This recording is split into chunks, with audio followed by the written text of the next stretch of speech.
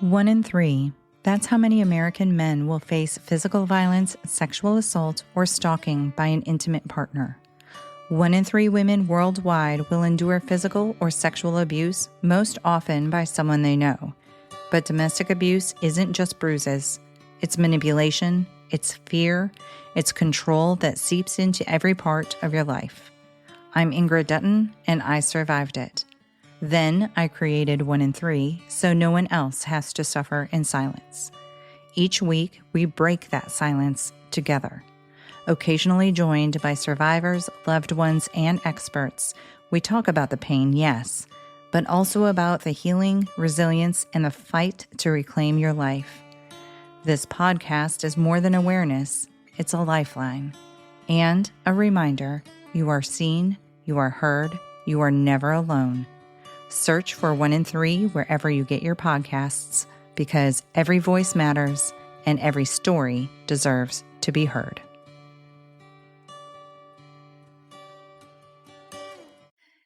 In late December 2019, COVID-19 first appeared. By late that winter and early spring of 2020, most of the world had shut down.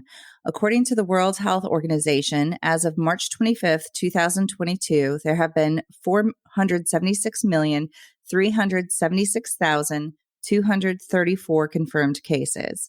There have been 6,108,976 deaths. The CDC reports 79,766,087 of those cases being in the United States alone. 974,277 of them are deaths. COVID-19 has caused controversy fueled by media. It has changed the way we all have to live. It has driven families apart, brought families together, and made us all reprioritize. Some people have found new skills and hobbies, and even professions.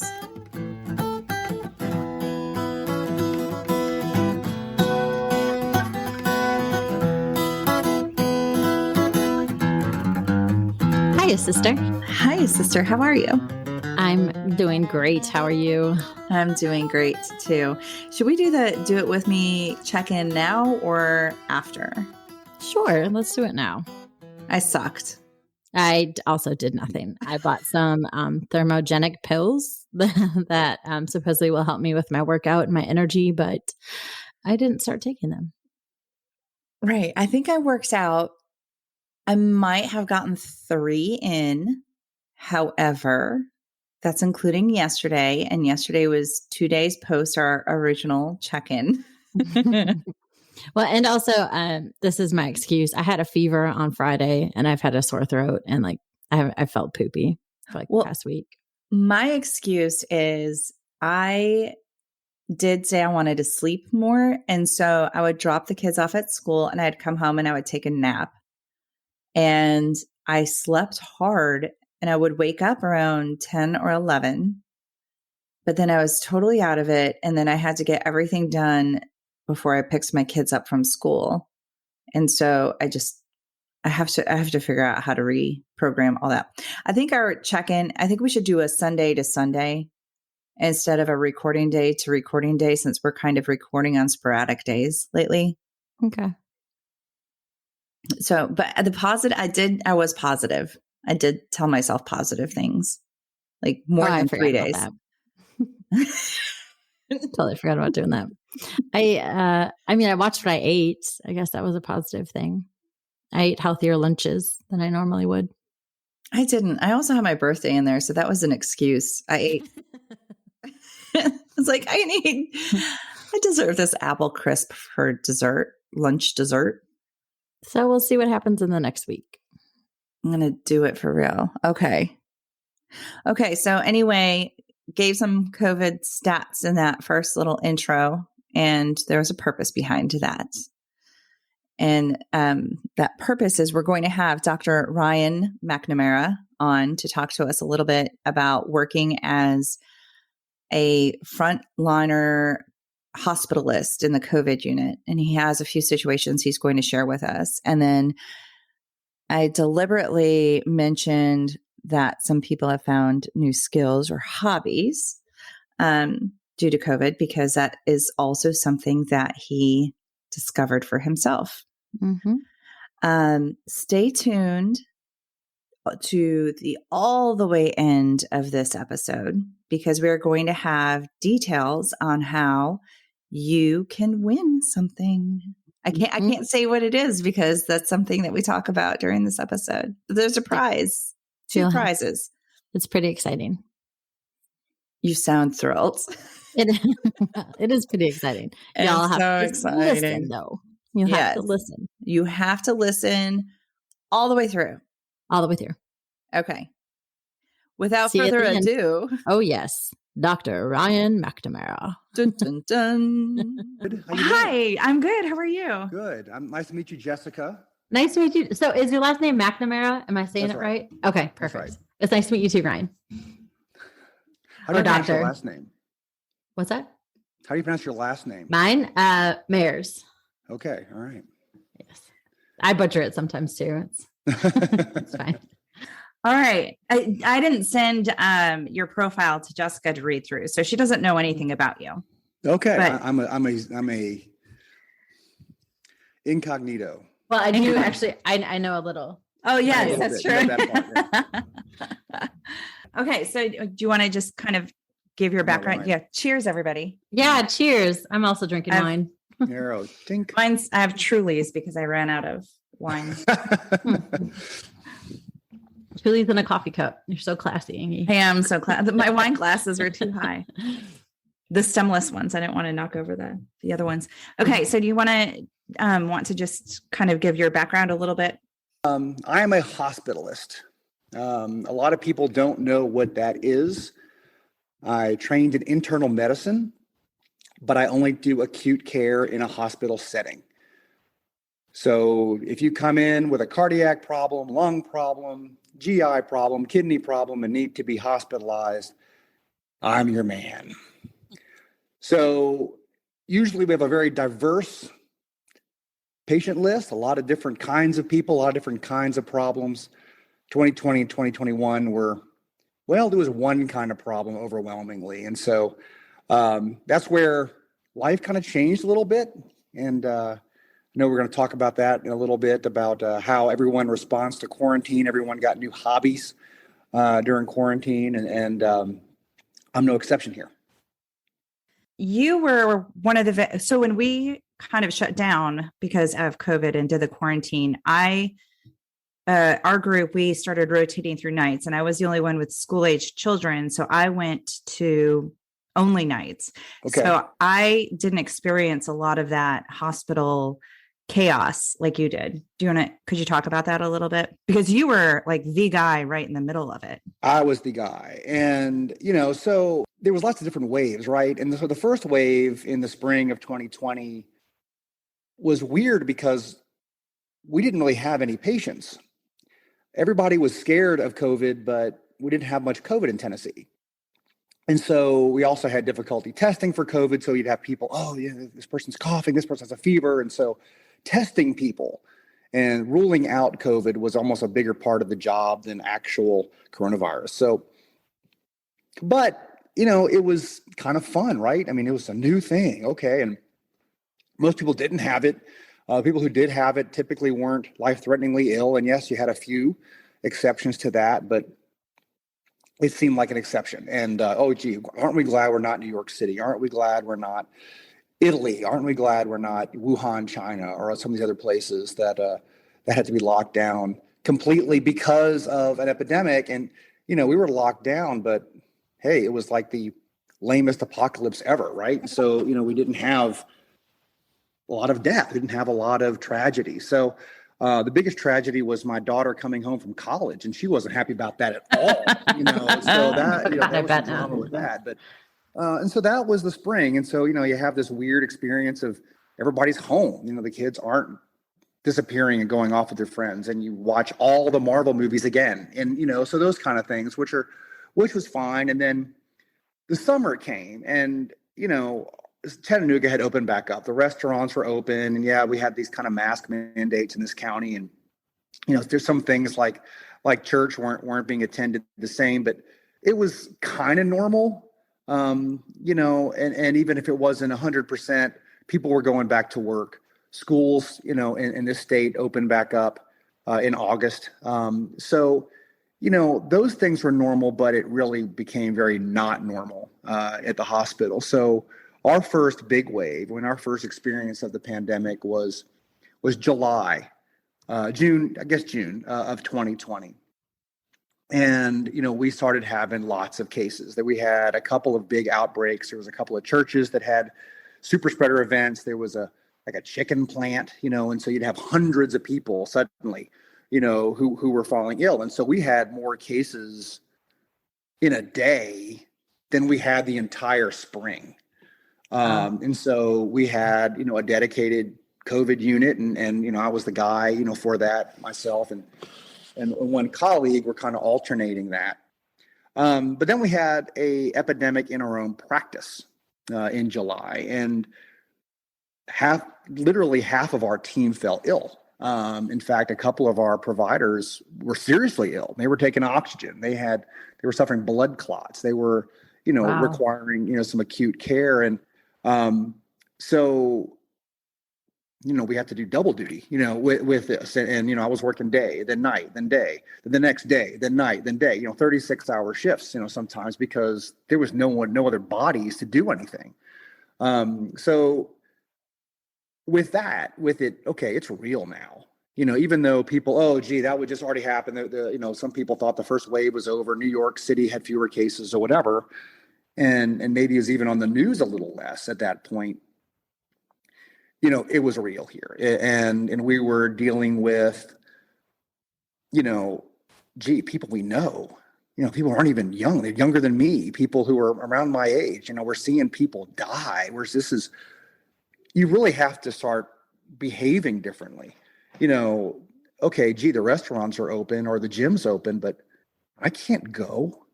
Who knows if I'm the next person? I was around these people, these colleagues who got sick. I've been around patients all day who have this disease. And so, I had to self-isolate a lot, especially when, school opened up. My wife's a teacher. Kids were in school, one in college. And so, their lives also depended on not being sick. And while we were all one big, sometimes happy family in the spring and in the summer, you try to be normal. By the time, August rolled around, yeah, it was very different. I had to sort of be separated. I couldn't do things. If I was invited somewhere, I really couldn't go. If I did eat at a restaurant, it was outside, and so there was, really couldn't be, at the YMCA around the silver sneakers. It was like, I could kill them, and so one of the things, we had learned between March and July was the whole super spreader thing, right? And I'm kind of big. I'm 6'4", and big guys with long lungs are actually the super spreaders. They're more likely. Little kids it happens now. The different variants, things are different, but back then it simply wasn't happening. But yeah, the big males, yeah, we were the ones with big loud voices, and I can spit a long way, but that's not good for contagion. So that's another Tennessee activity. You got to know what your skills are, and expectoration, is one of my talents. So, but anyway, but that really was, I had to take that seriously. Said I'm actually a hazard to others. And you think about things differently. So I'm not sick, but I could make someone else sick. I'm here to make people well. I could kill people by breathing on them. I can't visit my family or for Thanksgiving. I can't see people. And so, I was isolating even from my own household. I actually lived in the yard, for a few days. In a tent or? The weather was great in the fall. It didn't rain, and I changed it out. I was like, I'm done with that. But, so yeah, you're just trying to like, okay, where can I be, safe from others? And yet, you want to interact with others. Hey, come sitting around the fire pit. And we have some ventilation here that we don't. indoors. So, it was very strange, when you have your full-time job is something that is potentially life-threatening, not just to you, but your loved ones. And that is a really weird experience. And, I've been around contagious diseases forever, since I've been in practice and, or in medical school and whatnot, but never did it feel like I really could get it. Yeah. Okay. Maybe I get a cold from somebody. Maybe I get bronchitis. Maybe I got a GI bug. Oh, that's a nuisance. And, but no one's going to die. Now it's like, okay, that's real. That could happen. Grandparents, parents, I'm not going to see you for a while. So, I had to find a hobby. And we'll get to that in a second. Hold on. And I heard to read it. What were some of the major frustrations? Like, was it, inappropriate coverage of COVID and people's misinterpretations of how severe it is or how real it is? Limitations as far as like what you could work with? Oh man, there were so many issues. So, at first, it's the lack of protective gear, right? I mean, you just, you're trying to use masks over and over again. There's, oh no, gee, it's not airborne. No, it's not airborne. We knew it was airborne from the very beginning. And, but we had to pretend like it wasn't because we didn't have enough gear to protect against an airborne virus, which that wasn't good. Testing was a huge issue.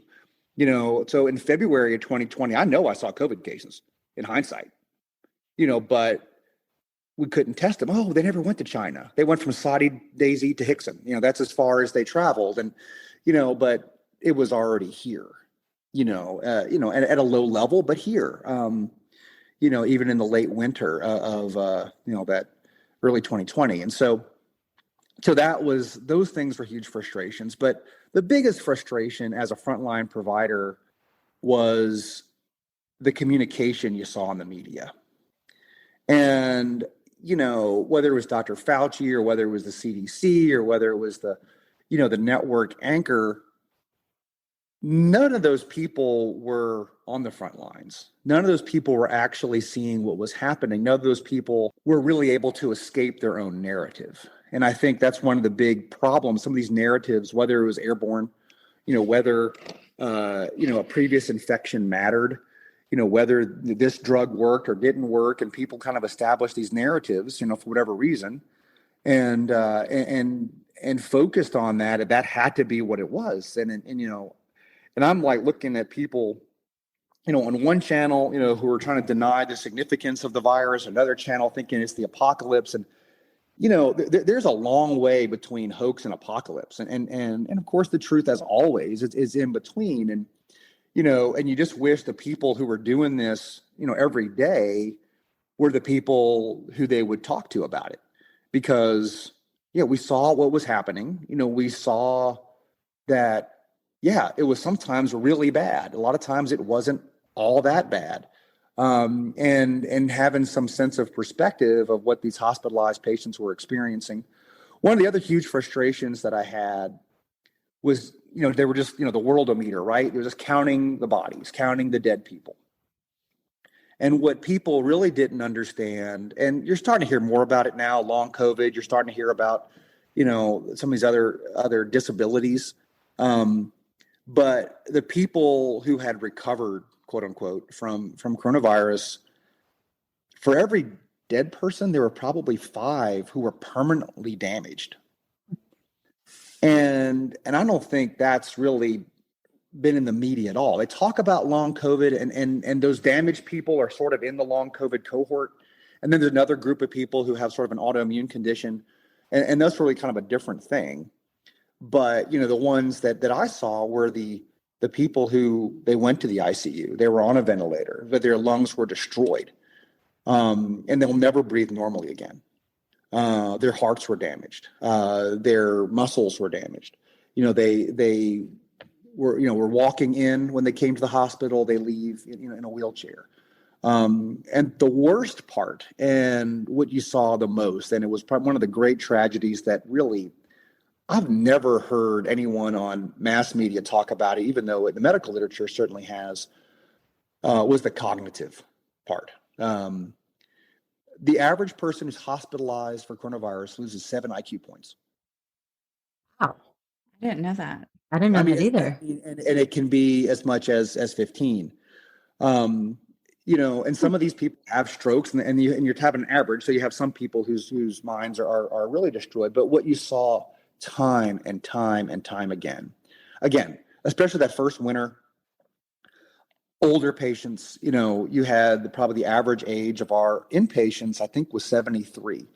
That was different in Delta, but last winter, the 2021 winter, so we had a senior citizen dominated group, and a lot of patients came in, they had maybe some senior moments, some mild cognitive impairment, maybe even some mild dementia, but then they lost 7, 10, 15 IQ points. They leave with severe dementia. They forgot how to swallow. They forgot who their family was. I had a patient who, prior to hospitalization, was working. He was 80, but he was like balancing the books for his son's business. By the time he left, he didn't remember his son. Sad. And he's a survivor. He's not a statistic. And so, that never really made the media at all. And to me is really a much bigger deal than the death toll. Not that the death toll is a little deal, I mean, by any means, but you're talking a 5 to 1, of people who are permanently disabled. And again, a lot of them were already seniors, but a lot of them were seniors who might be enjoying their golden years, as opposed to now they're in a nursing home. Right. And you're right. The media didn't cover a lot. A lot of my information, I was so appreciative of your posts that I would find on social media, because I knew who you were. So I knew I could trust what you're saying, that you're not just going to throw out, misinformation. But it was really helpful, especially because a lot of my non-medical friends and family would ask me, like, well, what do you think is going on? And I was so far removed from not being there and seeing it. I had no idea. Yeah, it was really a very different world. And I guess one of the other frustrations, and this is sort of almost human nature, and news has been doing this for a long time, is when you use anecdotes, right? And so they'll use an anecdote of, oh, this small child, had a tragic event and was on the ventilator or whatever. And, and of course you create a lot of fear, right? For people, oh, my young child is vulnerable. But the reality was COVID was less dangerous than influenza was for young children. But yet you don't have that sort of panic about the flu, right? Forever. We had the flu forever. No one, maybe it's an outbreak and they close school for 2 days, but there's not really that same sort of panic. But when it's presented by the news media, oh, look at, little Susie, who died or whatnot. And then in the same thing, you'll see the opposite. Oh, gee, I'm 75 years old. I've had COVID. I'm fine. Therefore, it's not a problem. And so, one example of something that's kind of a bell curve, for anything else, it's like, you're really going to have to look at a wide range of things. And so people's experience where they might have had the disease themselves, so they might know a couple of people with it. I've seen thousands, and so you have a different perspective. I mean, I've seen way more COVID cases than Dr. Fauci ever did. We're going to move past this in just a minute, but is there any story that sticks out in your mind through that whole time where it was like really heavy? Oh yeah. I mean, you sort of got used to not, after, that first summer was kind of scary because you still didn't know a lot about it. You're still not really knowing how to treat it. We're using things like convalescent plasma. It was sort of like, the monoclonal antibodies kind of became famous. Well, this was sort of the every antibodies, any antibody somebody has, and that wasn't really good for people, but it's what we had. Where we started using steroids, we started having some success. We stopped using hydroxychloroquine, which probably made things a little better. So by the winter, we kind of knew sort of, all right, how to oxygenate people, without a ventilator. We knew how to treat them. We had some weapons that we didn't have before. Again, some of like the monoclonal antibodies. And so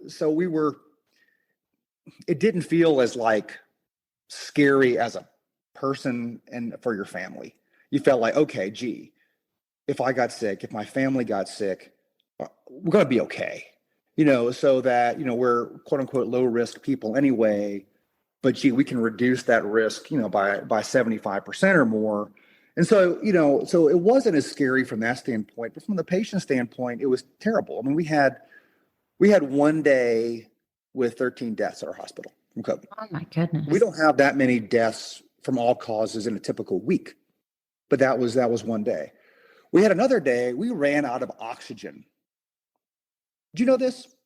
I didn't have any idea this happened. So it has these giant towers of liquid oxygen. I mean, it's a railroad car on end to end. So it's standing up. There's two of them because there's two buildings. And so they pipe differently because the new tower was built separately. Thankfully, because we had, we were at critical oxygen supply as people were taking 40, 50 liters a minute of oxygen. And so we just had to suddenly move everybody. That's right around Christmas.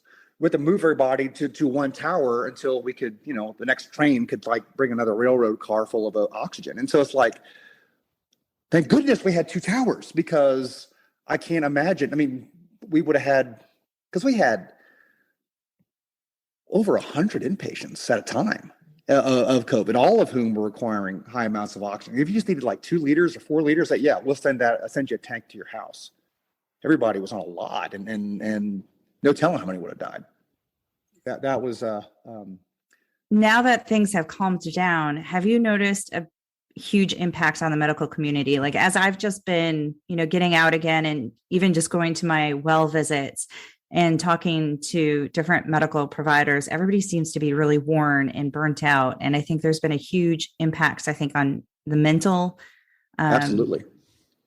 Of the medical community. A lot of nurses I see are leaving, and they're taking travel assignments and things like that. Our hospital capacity is down 20%. I mean, and that happened really, we had a huge surge for Delta in the summer of 21. So August, September. I mean, it was the Army is in the building kind of surge. So, we had, we were crazy full still. I mean, that was extremely exhausting. And after that, though, the census dropped as it does for all these different waves. But with Omicron, we had a ton of hospitalized COVID patients, but we had fewer patients overall, for any winter. I mean, not just talking about the winter of the previous winter for COVID, but for a typical winter when we usually kind of got people kind of climbing out the windows. They were climbing out the windows, but the windows of the ER waiting room. ER wait times would be 18 hours, 24 hours. Oh my God. We didn't ration care, but then we kind of did, except by rationing care, not just by how old they are, how sick they are, but gee, who has the patience to sit in a waiting room full of contagious people for 18 hours or more? And so, the ER was basically all inpatients at all times. And so people couldn't move because there weren't nurses to take care of people on floor beds. So they stayed in the ER. You'd make your rounds there, but then the people in the waiting room couldn't go anywhere. And the ER was short of nurses too. And they were 7-1 in the ER sometimes. Oh my God. Crazy ratios that never should happen, we got all these people, they're here, they can't go anywhere. And there's only 3 of you. So good luck. Right. Yeah. Terrible. Wow. And so, we typically just have pre-COVID. I mean, it was a little bit lower in the summer, higher in the winter. This winter, we didn't have a surge at all. I mean, our census was light, but it had nothing to do with demand. It had everything to do with ability with supply. Wow. Goodness.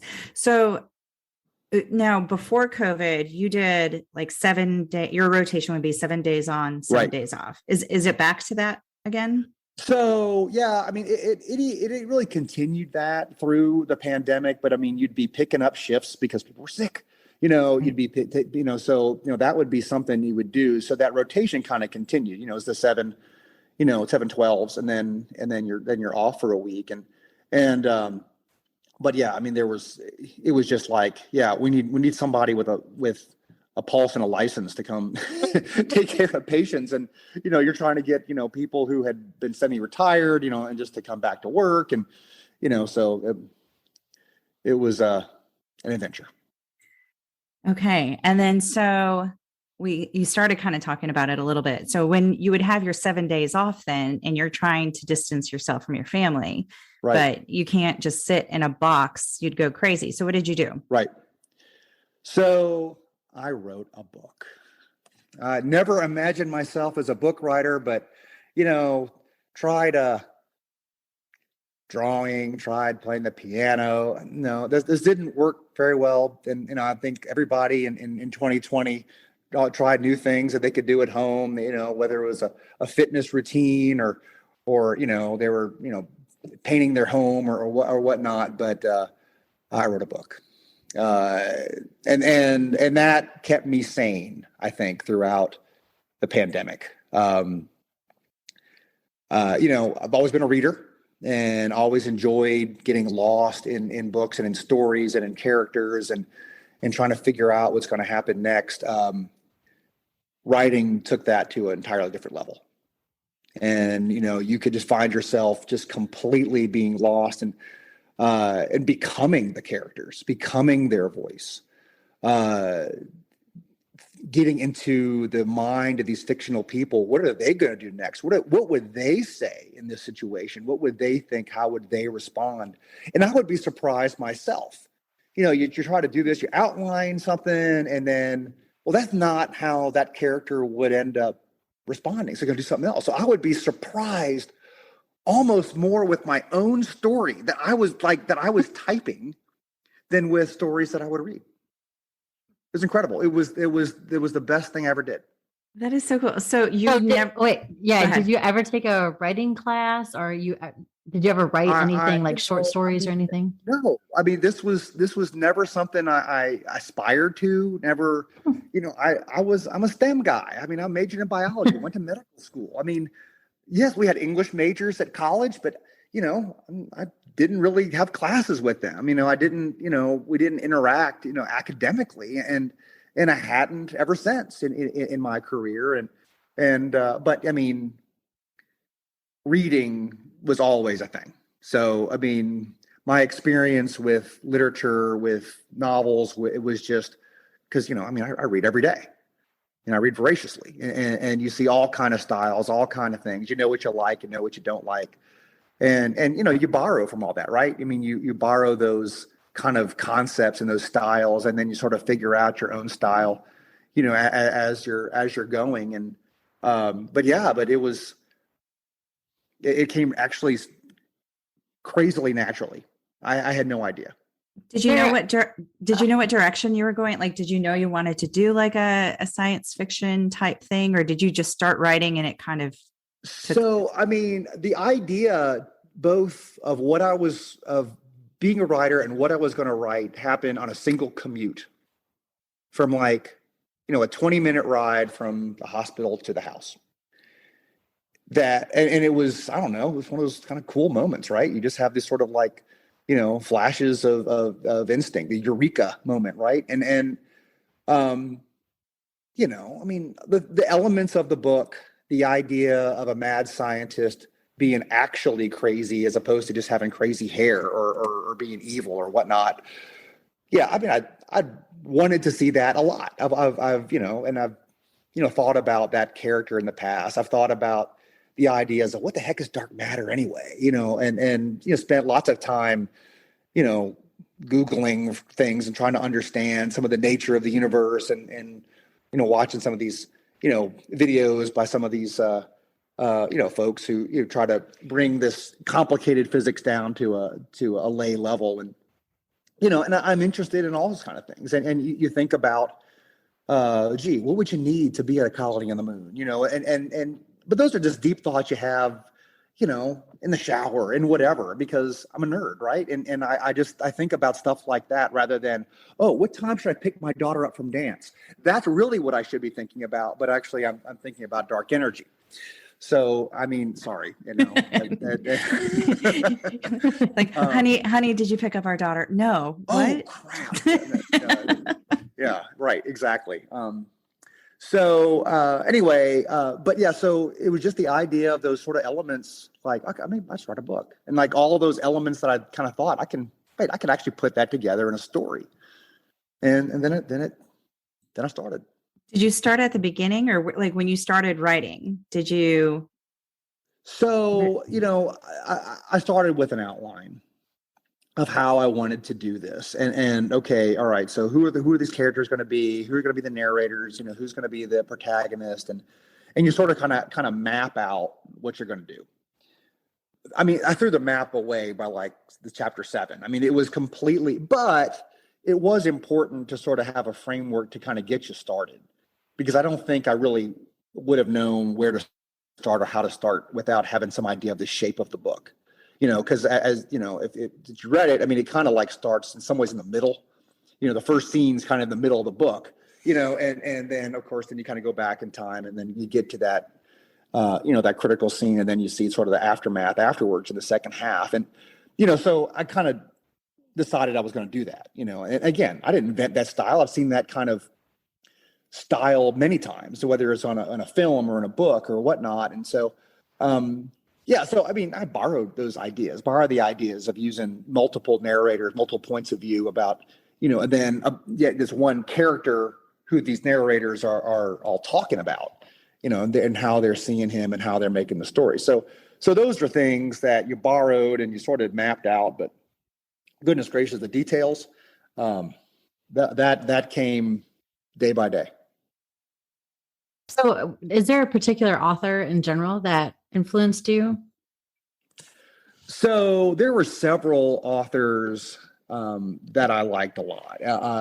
So even like science fiction has subcategories, and there's something kind of called hard science fiction, which tends to have a lot fewer aliens, a lot fewer, warp drives and some of these things you might see in Star Trek or whatever. But there's Andy Weir is someone who I like a lot. The Martian, you may have seen the movie. Matt Damon was the star. And so, he had, really sort of puts, okay, how would this happen scientifically, realistically? How would this really come about? And so you kind of like the idea of, all right, let's use present day. Let's not go 1,000 years in the future where we don't really have any idea about the technology, or people can read each other's minds or have, superpowers or whatever. It says, okay, I can do things I know, things that exist now, technologies that maybe aren't ready for prime time, but somebody already invented them. You don't have to come up with anything. You might put things together in a way that maybe no one did before or whatever, but it's not having to stretch people's imagination to, physics doesn't work that way. But at the same time, and where the science fiction part comes in, and as I was mentioned earlier about dark matter and dark energy, the real scientists, the real physicists have no idea what that is. And so that leaves this tremendous open space to play with in a science fiction novel. Okay, so you were able to play around with that, but you have, like, just in your character development alone, there's so much information and accurate information for each of these different characters. So obviously there's a physician in the book, so you already have that background. Yeah. How much research did you have to do for all of this, all the other characters? Well, so, we think about internal medicine as, diseases of the body, physical diseases, but mental illness plays a humongous role in our jobs. The prevalence of mental illness among people who are also physically ill is very, very high. And so, the main character, Lewis, bipolar, yeah, I've seen lots of bipolar patients. I've seen mania. I've seen depression. I've seen psychosis. I've seen all these things in action. So that really didn't require as much research because, I really did have experience with it. And yeah, okay, Jack is a physician and so he's, Lewis's doctor and it's great to have that narrative because, Lewis can talk to him directly, but at the same time, yeah, maybe I don't know bipolar geniuses, but what bipolar is like and what hypomania is like and how that might impact someone's job or how someone both succeeds in a mission in this case a scientific discovery or building rocket ships, and also how it might cause their downfall. Right. And then you also have like all the engineering information and the hackers. And I mean, did you have to reresearch information to get those characters? It's done so well. Yeah, so Carl is the only character who was specifically modeled after someone. So my dad was a very successful electrical engineer. He was the director of Bell Labs in the 90s. And did you ever have DSL internet? Oh yeah. Like when speed first came. So you had this little gizmo that you put on your phone jack so you could be on the phone at the same time. He invented that. Oh my God. Yeah. So he and his team, he has the little patent little thing that's framed, whatever. So yeah, I mean, yeah, this was, so yeah, I mean, I was definitely accustomed to having, somebody way smarter and more accomplished than me in the household, that was, going to these meetings, basically turning on the World Wide Web, and he was in Geneva, in 1989 when it went live. God. I mean, it was just like, he didn't even know what it was. I mean, he's like, well, gee, we might need to have this thing called a fax, or whatever. I mean, so you don't even know what you're trying to do with trying to establish these, standards and protocols, for information to cross from one country to the next. But yeah. So I had that character I knew. And so, I had my father's permission to be him and sort of how that interaction was with his son and, loves him, but doesn't show it really well, and the son always trying to be good enough for the father. So if Carl is modeled after your dad, are you Lewis? Every author is going to find parts of themselves in all characters. So, is there a little of me in Lewis? Absolutely. And in terms of some of those, I'm not bipolar. I am not mining my own lithium, to take. Right. That's a good thing. So I'm not him. But in terms of, do we all have issues that we grew up with? Do we all have, suffer inferiority complexes or whatever? Because we had, challenges growing up as children and as adolescents. So yeah, I mean, you're able to sort of use those sort of experiences to put into your character's, personality, and it makes them flow more easily when part of you is there. Do you have a favorite character? Yeah, I mean, I think the one I sympathized with the most was Alexei. So of course, there's a second sort of, if Lewis is an anti-hero, Victor is the anti-villain, right? So he's the bad guy who you also sort of, have some sympathy for. And of course, Alexei sort of pulled along, by, into Victor's world and sort of gets caught up in this hacking escapade as a result. So I mean, I think he was the one I sympathized with the most. So you can sort of see yourself. Yeah, you're trying to do for your friend. Your friend is having all these mental health issues of his own. You're trying to help him. And so, but then you end up enabling, criminal behavior. So anyway, that's kind of, what happened.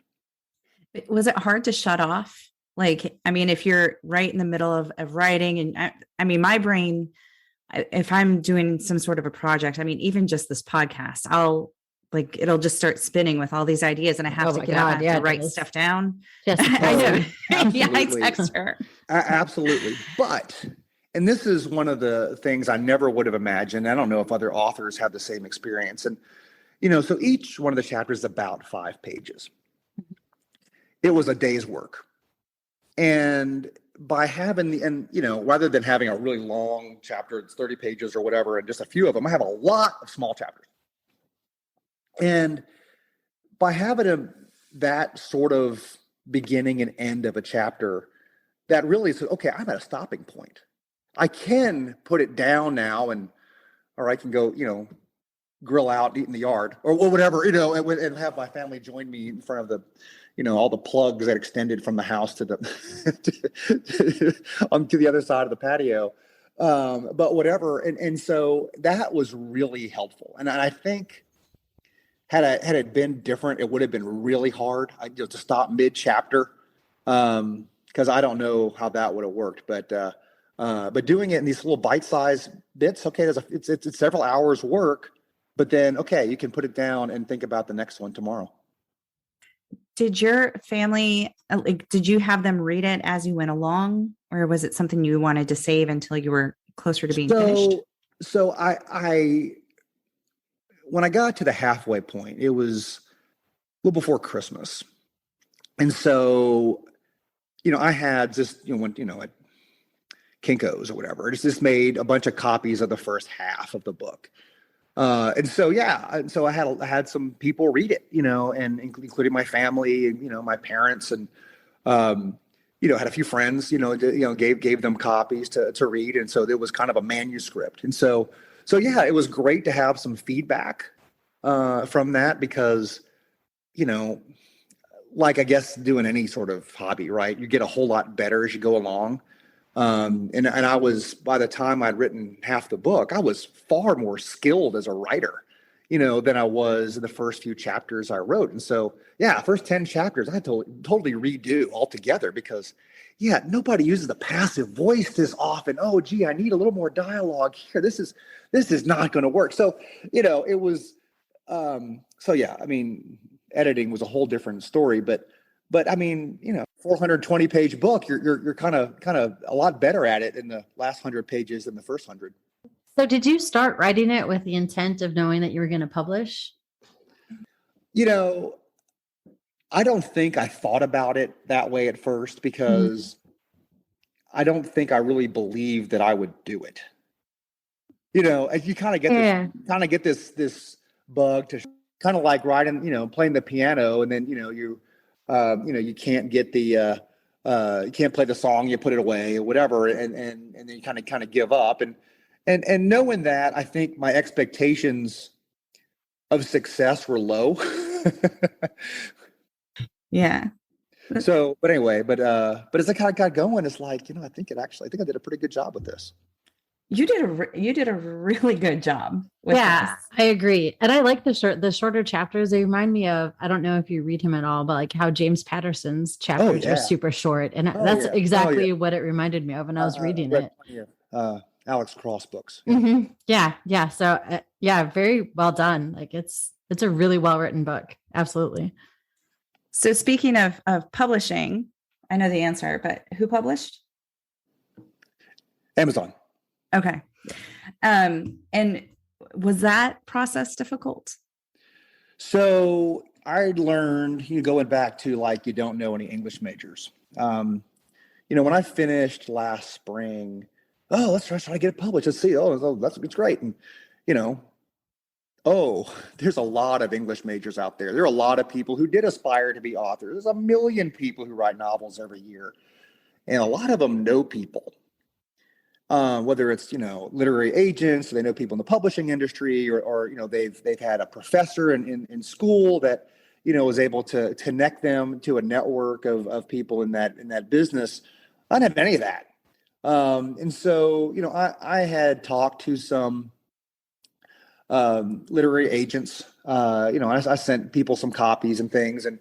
And what I found was that if you don't know anyone and they don't know who you are, you really don't have a realistic shot of being published with your first book through a traditional publishing house. However, self-publishing is super easy now. And so, doing that through Amazon, I hired an artist to do the cover, and, we're able to sort of get this, published and formatted, and it was all kind of do it yourself, DIY with that. And I wish the font was larger in hindsight, but especially as we get older, it's harder to see. Okay, so you mentioned your wife is a teacher. So you said you didn't know English major, so I'm assuming she's not an English teacher. She's not. No, she's actually a psychologist by training, and so she teaches some AP psychology, teaches some psychology electives. But being in the social studies department, she's also become a history teacher. So, that's anyway. So yes, it's a. She's also knows a lot of things about a lot of random stuff, but so history was not her training, but it is her life. Okay. Did she have a lot of input for you with this? She has, and she didn't read the whole thing until after it was completely finished and out there. And there's several things that if there's another edition, I'm already started the sequel. That was going to be my next question. Yeah. That I'm going to make a few changes, based on some of her suggestions, and some of the things, that she would like a little differently, that's really hard to change, and some of them aren't so hard at all. It's a little detail that, it just comes up one time. That's a really easy thing to fix. And I've had a few other people, who have had comments, and some of them have written books themselves. But the thing that, I feel most relieved by is like the computer people thought it worked. The engineering people thought it worked. I don't know any theoretical physicists, and they probably would hate it, but that's okay, because there's not many of them. They probably have a hard time reading lots of science fiction. Would you ever write anything outside of these characters? Like, have you thought that far? You're being in healthcare, Ingrid. You probably know this. I mean, if you're a nurse practitioner or a physician or a PA or whatever, it's who you are. And being is a difference in a job and a profession. And so, you may not think that's going to be the case before you go into medicine, but that it's who you are. And I've always had this kind of existential fear. What happens afterwards? What happens at retirement? How who am I? I can't do acute care medicine, running up and down stairs to code blues and rapid response when I'm 70. And so, there was always this big giant question mark about, my senior years, my golden years. What the heck was I gonna do? One of the things my, hobby, quote unquote, before COVID was playing basketball. That's not something you can do in your 70s either. I didn't learn golf. So writing I want to do it forever, and maybe, I'll never be a success, and maybe it'll just, be a few hundred, sales of any of these books. But that's okay, because it's extremely satisfying, and, and hopefully, if I keep getting better at it, that that resume will get bigger, and someone in a major publishing house will do the marketing, because that's the tricky part. Self-publishing's easy. Marketing requires a whole different organization. Well, hopefully we can come in and help and get your book and your name out there. To be on here, yeah. Well, so speaking of downloads or whatever. Right. So speaking of marketing, you've agreed to sign a couple copies. Yes, absolutely. And for our listeners, we're going to have a giveaway. I have to figure out the details, but we're going to give away a couple of these books, signed, autographed by you. Absolutely. And I bought a book for Jessica, and I sent it to her. I said, you have to read this. I sent one to our stepfather, who is he's a retired physician. He's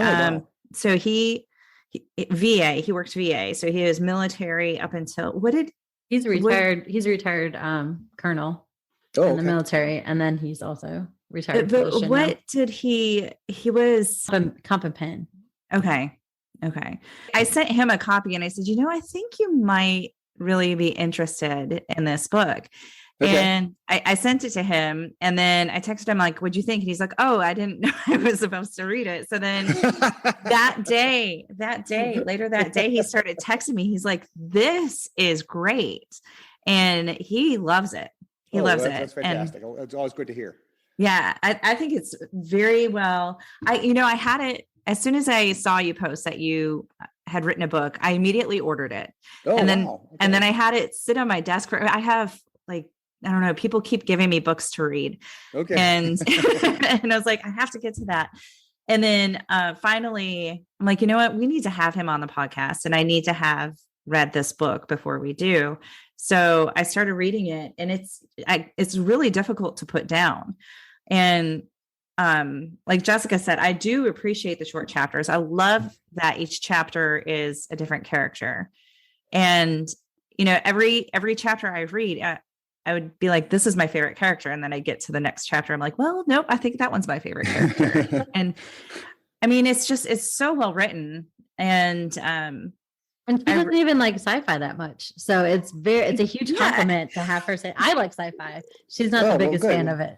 Well, I mean, any book, and whether it's science fiction or whether it's romance or something that's, literature, it's about the people, right? Mm-hmm. I mean, it's always, and sometimes science fiction, the people, have, a tail or wings, or they're some kind of alien or whatnot. But, it's really about them. It's about their interactions with the world. And the science fiction, the science is just what's their world consist of. Whether if it's a medical drama, okay, this is this patient experience. If it's a police drama, it's going to be this crime case. So, but the people are the most important thing. And that was, of course, something you don't even really appreciate, I think, until you're writing about like how important the voice of those characters are. It's not just what they're doing or what they're saying, but it's what they're thinking, what they're feeling. And that's just the human experience, right? I mean, and things that I kind of figured out when, I don't know, at some point during writing, it's like, there's no way I could have done this before I was this age. Trying to write a book if you're 22, you just don't know enough about humans. Yeah, I think it would be very self-centered. We get to meet a lot of humans, every walk of life. I mean, and, you'll see people, who are homeless. You'll see people who are famous. You'll see people who are rich and poor and old and young. And it's just a breadth of humanity that I think you just have to take in. And then when you're making characters, I mean, there's people you interacted with maybe years ago that, their voice is coming out.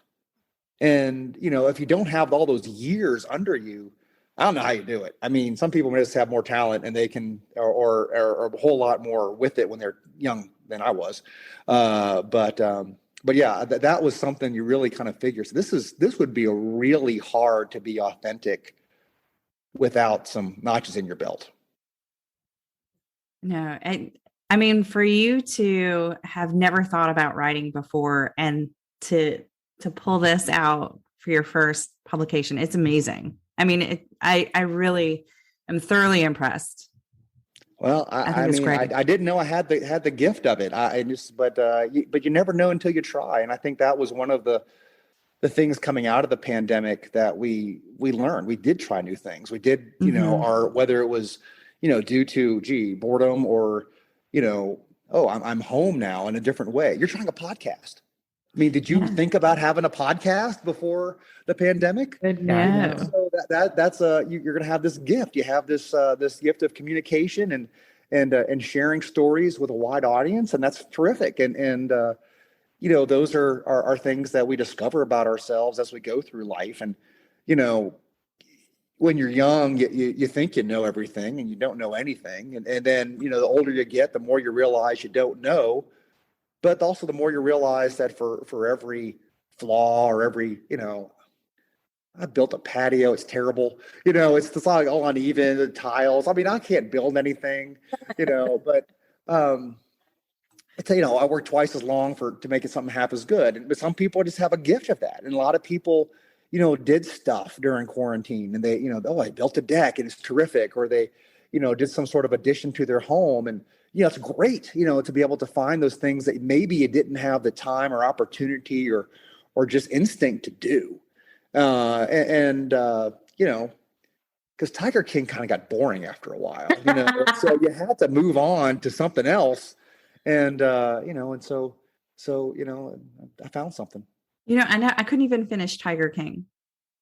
I couldn't. I couldn't even start it. I refused. I started it twice and I got through a couple episodes and I just can't anymore. I'm so morbidly curious though. Tiger King did not help the American consciousness, I promise.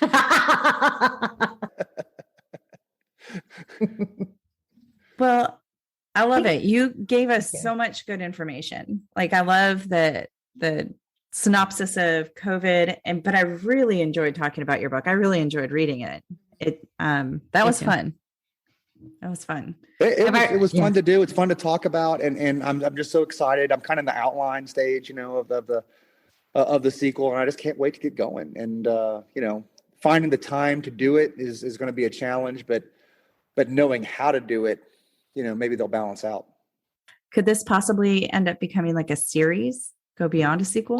Maybe. I don't know. I mean, the first book didn't end anything like I thought it was when I started. So, I mean, I don't know. We'll find out. I'll be typing a sentence and then something else will happen, and it'll just totally surprise me. That is so cool. I love that it ended differently than you. I love that too. Oh, entirely differently. So right now, the way the first book, was kind of gonna end. Okay, I still have that ending sort of for the second book, so that still can kind of happen, but it's just entirely different. So anyway, we'll see. It might change again. I love it. Well, do you have anything else you'd like to say on either topic, book, COVID? Well, I mean, I think for those of you who are, worried about COVID, we're probably going to have more waves in the future, and this BA2 subvariant or whatever is going to come. And at this point, most everybody's either vaccinated or they've had it or both, and it's basically going to be just a disease that's with us. And most people are going to get colds. It might be a flu, and you're going to have a few people that get really sick, and elderly people or people on chemotherapy, and they probably need to be really careful kind of forever. And so if you see people wearing masks, don't judge them, because they're trying to protect themselves the best they can. But for most of us, it's probably not necessary. It's something that we just have to live with and accept, but also, having the care and compassion for those people, who, they really have to worry about it. My grandmother's 102. Oh my goodness. Yeah. So, you mentioned that. That's crazy. That's awesome. So it's like, you need every booster that comes forever, and that's kind of, what you'll do. And so, but it's okay. And but again, I mean, humans have been through this a lot of times before, and we'll be, 50 years from now, it'll happen again, probably some other new virus. But in the meantime, it's just kind of part of what we have to deal with. So. And if you're stuck on quarantine, there's a great book you can pick up at Amazon. Absolutely. To pass the time. It's also on Kindle, right? That's right. Okay. So if you don't. Did we say the name of it? Has any of us said the name of it?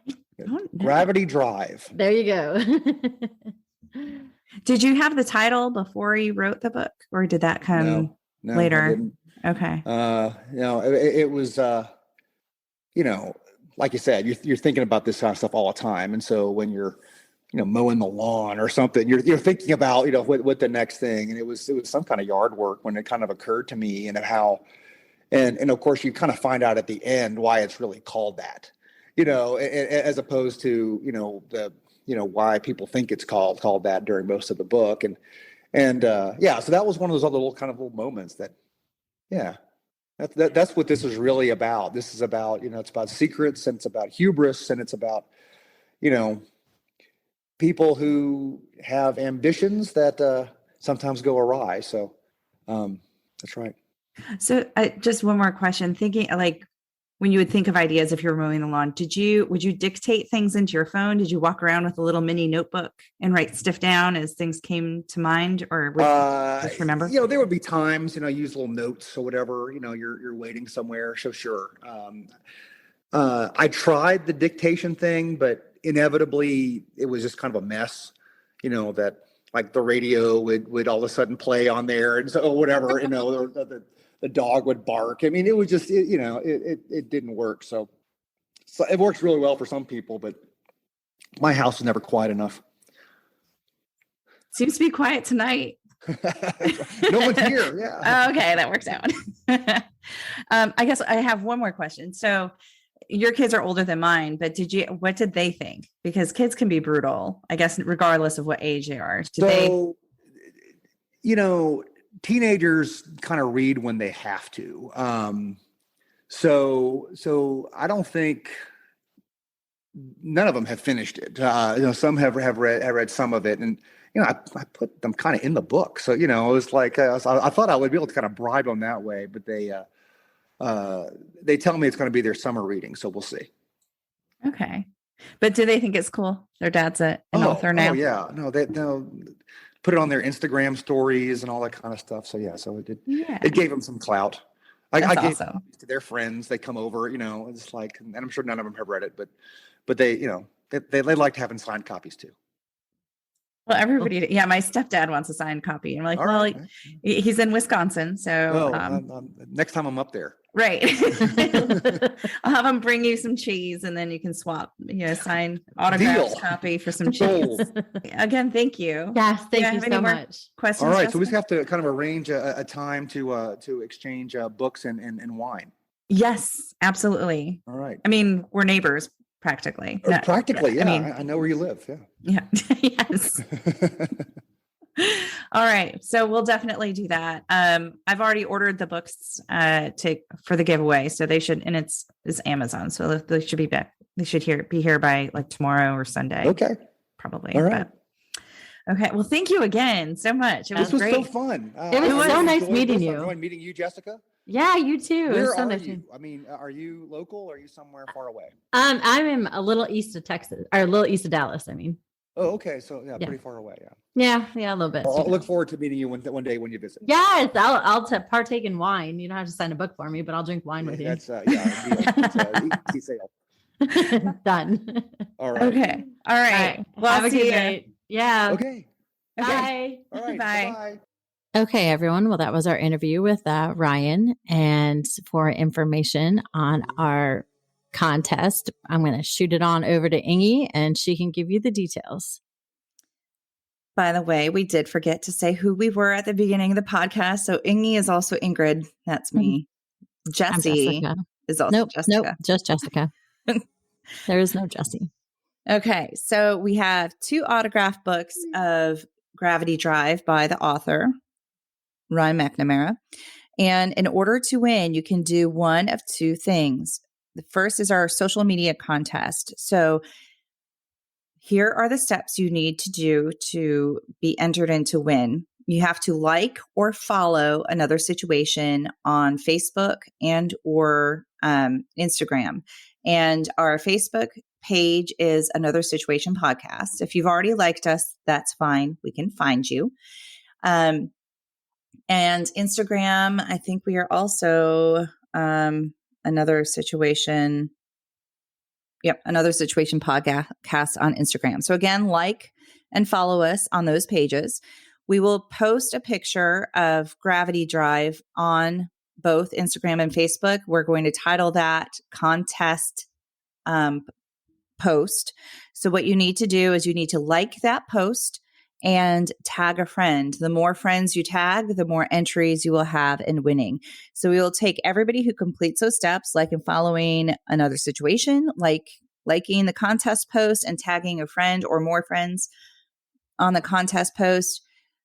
All of those people will be entered into a drawing, and Jessica's going to figure out how to do a Facebook Live video of like a little Wheel of Fortune spinny thing to see who the winner is. I've seen it happen before, so hopefully I can figure that out. Yes. She's a more techie person, so hopefully. Okay. So the other way that you can win book number 2 is to share this episode on your social media platform. Whichever platform you listen to, go ahead and share it on your social media and tag Another Situation podcast in that shared post so we can see that you've done it. And then finally, either rate and review us on Apple Podcasts, or you can go to our website, which is anothersituationpodcast.com. And you can rate and review us right on that website. Okay, so speaking of our website, on the website, you can click, if you go directly to the website, you can find any of the major players on there and listen to episodes there. Also on our website, we are going to have a profile for eventually all of our guests that have been on our podcast. We'll have a little bio there. You'll have links to either their websites or their social media if you'd like to connect with them directly. You can also leave us a message there as a guest. And I guess that's it. Thank you, everybody, for listening, and good luck. Yes, good luck, everybody. Thank you. And I guess we don't have to do a different language for goodbye today. No, just goodbye. Bye, everyone. Bye. If you'd like to reach out to us or submit your situation, please contact us at anothersituationpodcast@gmail.com or find us on Instagram at Another Situation Podcast. We're also on Facebook at Another Situation. Another Situation is produced and edited by Point 5 Pinoy. Music is written and performed by Tim Crow.